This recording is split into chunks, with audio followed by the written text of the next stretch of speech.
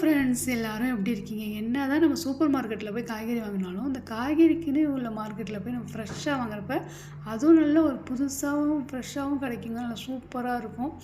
எப்போதுமே இந்த காய்கறிலாம் நான் வாங்குறப்ப, நான் எங்கள் ஊர் ஞாபகம் தான் வரும். நான் ஒரு வீடியோவில் கூட சொல்லியிருப்பேன். சந்தையில் போய் காய்கறி வாங்குறப்ப எனக்கு அப்படியே மனசு சந்தோஷமாக இருக்கும். வாரச்சந்தைன்னு போடுவாங்கள்ல, அதுமாரி அங்கே போய் வாங்குவோம். தட்டில் வச்சு 10, 10 ரூபாய்க்கு கொடுப்பாங்க. எனக்கு எப்போ இந்த காய்கறிலாம் பார்த்தாலும் அந்த ஞாபகம் தாங்க வரும். அந்த முள்ளங்கிகள் எல்லாம் மேலே உள்ளதெல்லாம் எடுத்துகிட்டு நம்ம வச்சுருந்தோம்னா ஒரு வாரத்துக்கு மேலே நல்லா வச்சுக்கலாம். இஞ்சிலாம் பாருங்கள் எவ்வளோ ஃப்ரெஷ்ஷாக இருக்குது. எனக்கு சூப்பர் மார்க்கெட்டில் வாங்குறதோட இந்த காய்கறி மார்க்கெட்டில் வாங்கினதாங்க மனசுக்கு திருப்தியாகவும் அப்படியே பளபளன்னு இருக்கும், மேலே இருக்கும், பளிச்சுன்னு இருக்கும். பாருங்கள், அதுவும் இந்த அவரைக்காய் வந்து இப்போ சீசன், இந்த பொங்கல் சீசனுக்குலாம் இந்த அவரைக்காய் வந்து நல்ல விளைச்சலாக இருக்கும். இங்கேயும் நல்லா கிடைக்கிதுங்க. நான் இருக்கிற அந்த சலலாவில் இவ்வளோ காய்கறி கொடுத்ததுக்கு அந்த இறைவனுக்கு தான் நன்றி சொல்லணும்.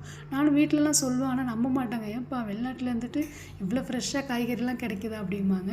அல்லான்னு எனக்கு வந்து இவ்வளோ காய்கறி நல்லா ஃப்ரெஷ்ஷாக கிடைக்கிறப்ப மனசுக்கு ரொம்ப சந்தோஷமாக இருக்கும். பாருங்கள், வெண்டைக்காலாம் எவ்வளோ பிஞ்சு வெண்டைக்காவாக இருக்குது.